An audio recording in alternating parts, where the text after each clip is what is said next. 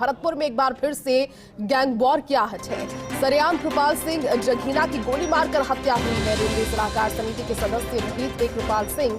परिजनों और समर्थकों का आरबीएम अस्पताल में हंगामा हुआ है। जघीना गेट पास वारदात, गाड़ी पर 1 दर्जन गोलियों के निशान है। सांसद रंजिता कोली, साथ ही में भाजपा जिलाध्यक्ष डॉक्टर शैलेश सिंह, एएसपी मौके पर पहुंच गए हैं। और जानकारी ये है कि इस हत्या के बाद में जो तनाव उपजा है वो और ज्यादा सीरियस स्थिति में ना आ जाए, क्योंकि देखिए जो परिजन हैं, जो वहाँ के समर्थक हैं, उनका आरबीएम अस्पताल में हंगामा जारी रहा। और उसके बाद में भरतपुर में एक बार फिर से गैंग वॉर की आहट।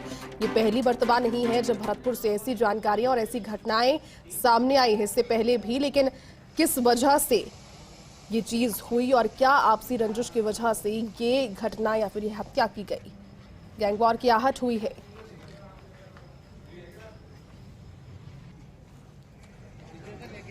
और देखिए तस्वीरें आपको दिखा रहे हैं आरबीएम अस्पताल के बाहर।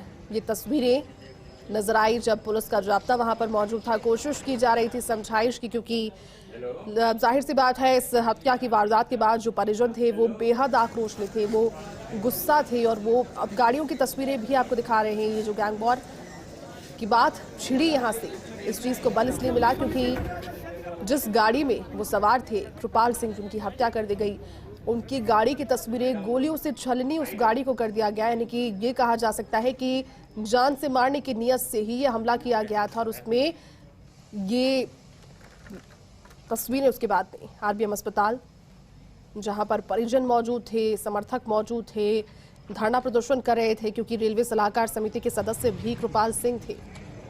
पूरी की पूरी गाड़ी की तस्वीरें अगर आप देखेंगे तो साफ तौर पर यह जाहिर हो जाता है कि सिर्फ जान से मारने की नीयत से ही उन पर यह हमला किया गया था। जघीना गेट पास वारदात और 1 दर्जन से ज्यादा गोलियां यहां पर मारी गई। सांसद रंजिता कोली, भाजपा जिलाध्यक्ष भी पहुंचे। और इस घटना के बाद कहीं एक बार फिर से वहां पर गैंग वॉर ना हो जाए या फिर ये गैंग वॉर हुई उसकी आहट। पुलिस ने पूरी स्थिति को संभाले हुए हैं और देखिए कोशिश लगातार यही की जा रही है कि जो गुस्साए हुए परिजन हैं उन्हें भी समझाइश कर फिलहाल एक बारगी के लिए शांत किया जाए। और साथ ही साथ जिस वजह से और जिन लोगों ने इस घटना को अंजाम दिया है वो तुरंत पुलिस की गिरफ्त में आए और सलाखों के पीछे आए। पूरी घटना क्या क्या रंजिश रही, किस वजह से ये हत्या की गई, क्योंकि कृपाल सिंह जघीना की गोली मारकर हत्या हुई है। रेलवे सलाहकार समिति के सदस्य थे कृपाल सिंह। फिलहाल परिजनों और समर्थकों की तस्वीरें आपको दिखा रहे हैं आरबीएम अस्पताल में, जिनका हंगामा चला। गाड़ी पर 1 दर्जन से ज्यादा गोलियों के निशान है। साफ तौर पर मारने की नीयत से, जान से मारने की नीयत से हमला किया गया और कृपाल सिंह की इसमें मौत हो गई। सरेआम कृपाल सिंह जघीना की गोली मारकर हत्या की, नृशंस हत्या की वारदात। कहीं कोई गैंग वॉर तो नहीं, कहीं ऐसी कोई घटना तो नहीं जिसकी वजह से स्थितियां खराब हो सकती है पुलिस के पास में, क्योंकि ऐसे कुछ और पहली मर्तबा ऐसा नहीं हुआ है भरतपुर में गैंग वॉर से जुड़ी हुई और जो आपसी रंजिश से जुड़ी हुई, वर्चस्व की लड़ाई से जुड़ी हुई ऐसी घटनाएं पहले भी सामने आई है। लिहाजा पुलिस यहाँ पर और ज्यादा फूंक कर कदम रख रही है। और चलिए इसी खबर पर पूरी जानकारी के साथ में हमारे सहयोगी रवि कटारा इस वक्त भरतपुर से हमारे साथ लाइव जुड़ चुके हैं। रवि, देखिए ये जो नृशंस हत्या की वारदात जिसकी जानकारी सामने आई, सरेआम गोली मारकर कृपाल सिंह की हत्या की गई। पुलिस हालांकि मुस्तैद है, लेकिन कारण फिलहाल क्या बताए जा रहे हैं, कहां तक तफ्तीश पहुंची है रवि?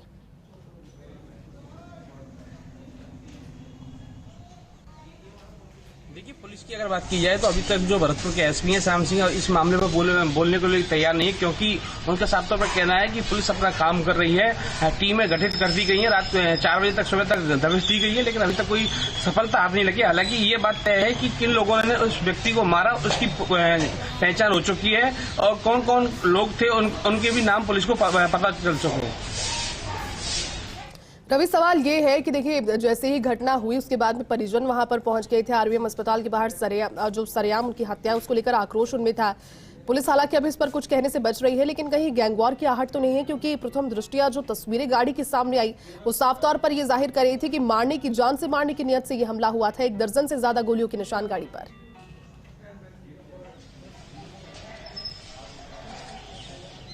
बिल्कुल, देखिए ये बात तो तय है कि जान से मारने के लिए ये पूरा हमला हुआ था, क्योंकि लगातार जिस हिसाब से फायरिंग की गई थी, करीब जो एडिशनल एसपी हैं जो मौके पे थे अनिल मीणा, उनके साथ तो कहना 7 से 8 राउंड फायर किए गए थे। और फायरिंग करने के बाद ये उस व्यक्ति को देखा गया था कि वो मरा या नहीं मरा। उसमें बताया जाता है, आसपास के जो लोग थे उन्होंने बताया कि उन्होंने उनका पीछा भी किया, लेकिन वो भाग चुके थे मौके पर। लेकिन जब उस व्यक्ति को देखा तो वो बिल्कुल घोषित हो चुका था। आसपास के इलाकों में जब लोगों ने पता चला कि कौन लोग थे तो पुलिस को नहीं पता चला, लेकिन जब पुलिस मौके पर पहुंची तो उनको साफ तौर पे पता चल गया है। उन्होंने जो अभय कमांड पे सीसीटीवी कैमरे लगे हुए हैं उन कैमरों को खंगाला, उस कैमरे में ये पूरा वाकया कैद हुआ, जिसके बाद ये पता चला कि ये लोग थे जिन्होंने कृपाल सिंह जगीना को गोली मारकर जिसकी हत्या की है। रवि, कृपाल सिंह जगीना की हत्या यहाँ पर हुई है, पृष्ठभूमि की अगर बात करें तो क्या पृष्ठभूमि उनकी रही, क्योंकि उनकी हत्या के बाद में पुलिस अब ज्यादा फूक फूक कर कदम रख रही है, गैंग वॉर कहीं ना हो जाए या फिर ये घटना ही से जुड़ी हुई है, इस पर क्या कुछ जानकारी?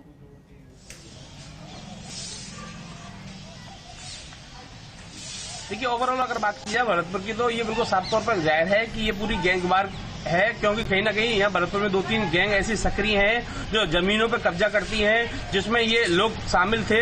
और जो कृपाल सिंह जगीना वो हिस्ट्री सीटर था, तो कहीं ना कहीं और रेलवे सलाहकार बोर्ड समिति का सदस्य भी था, दूरसंचार समिति का सदस्य था, और उसके जो काम थे वो जो नगर पालिका के टेंडर की प्रक्रिया हो उसमें भाग लेना, यानी पहले बजरंग दल से जुड़ा हुआ था। तो ऐसे कहीं ना कहीं उसकी जो पृष्ठभूमि वो बीजेपी से जुड़ी हुई थी। और सबसे बड़ी बात है, देर रात को सांसद रंजीता कुलिया वो भी मौके पे पहुंची थी, भाजपा के जिलाध्यक्ष डॉक्टर शैलेश सिंह वो भी मौके पे पहुंचे थे। कहीं ना कहीं भाजपा से उनका लगाव था, तो ऐसे में साफ जाहिर होता है कि उनका जो काम था ठेकेदारी करना, नगर पालिका में टेंडर लेना, कहीं ना कहीं और जो आसपास के जो उनके सदस्य हैं उनका साफ तौर पर कहना है कि जो लोग थे बिल्कुल ये पूरी गैंगवार थी जिन्होंने कृपाल सिंह जगीना पर हमला किया। रवि, फिलहाल देखिए जो परिजन है वो आक्रोशित थे और आरबीएम अस्पताल के बाहर उन्होंने घेराव किया, प्रदर्शन किया, समर्थक उनके साथ में थे। अभी क्या उस स्थिति से नियंत्रण कर लिया गया है? पुलिस ने वहां पर अभी क्या व्यवस्थाएं की है इस स्थिति से निपटने के लिए?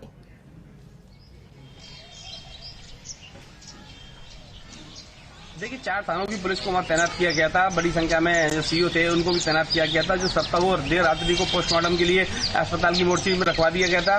जो कृपाल सिंह जगीना थे उनकी जो बेटी थी उपासना सिंह, वो आरडी गर्ल्स कॉलेज की अध्यक्ष रही है इससे पहले, अभी जब चुनाव उससे पहले उनकी अध्यक्ष रही है बेटी, और खुद भी राजनीति में सक्रिय थे। तो कहीं ना कहीं और उनके जो काम थे ठेकेदारी करना या और दूसरे जो विरोधी गैंग है, बताया जा रहा है कि हालांकि नाम अभी पुलिस तय नहीं कर पाई है, लेकिन पुलिस को इस चीज का पूरा पता गया कि कौन कौन लोग थे, उनमें सीसीटीवी कैमरों में कैद हो गया, लेकिन अभी नाम नहीं खोल पा रही है पुलिस। पुलिस का कहना है कि जल्द आरोपी को पकड़ लिया जाएगा। लेकिन सबसे बड़ी बात है कि देखिए ये जो गैंग है भरतपुर में कहीं ना कहीं सक्रिय जरूर नजर आ रही है। रवि, पहली मर्तबा नहीं हुआ ऐसा जब भरतपुर से गैंग वॉर की जानकारी सामने आई। इससे पहले भी कई बार ऐसी खबरें सामने आई है जिसमें या तो वर्चस्व की लड़ाई होती है, नाम की लड़ाई होती है, या फिर कोई आपसी रंजिश, जिसके बाद इस तरह के गैंग वॉर की घटनाएं सामने आती है। नकेल अब तक क्यों नहीं कसी जा सकी इस पर? अभी भी कैसे वहां पर सक्रिय तौर पर ऐसी गैंग्स काम कर रही है?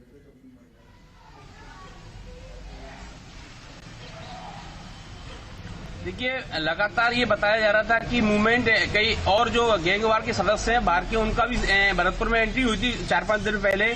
और भरतपुर में इस कदर गैंगवार हावी है कि खुलेआम हथियारों को लहराना, फेसबुक पर सोशल मीडिया के जरिए हथियारों को बताना, फायरिंग करना, ऐसी वीडियो फुटेज जो है सोशल मीडिया पर वायरल किए जाते हैं लगातार।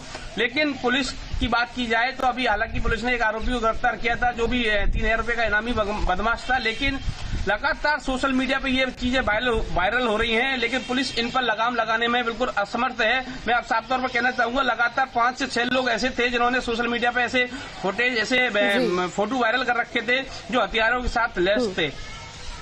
बिल्कुल रवि, और ये तो एक लीगल तौर पर भी देखा जाए तो क्राइम की श्रेणी में ही आता है। हथियारों के साथ में सोशल मीडिया पर अगर आप फोटोग्राफ्स वायरल कर रहे हैं तो उस पर शिनाख्तगी तो सबसे पहले हो ही जाती है उस व्यक्ति की, क्योंकि उसने अपने सोशल मीडिया से उसे शेयर किया है। लेकिन उसके बाद में आगे क्या कार्रवाई होनी चाहिए, और अगर इसमें देखा जाए कि अगर सजा का प्रावधान है तो वो कितना होता है, जानने के लोगों के लिए जो कि इस तरह से या तो घमंड के तौर पर या फिर किसी को दिखाने के तौर पर इस तरह की फोटोग्राफ्स वायरल करते हैं खुद की?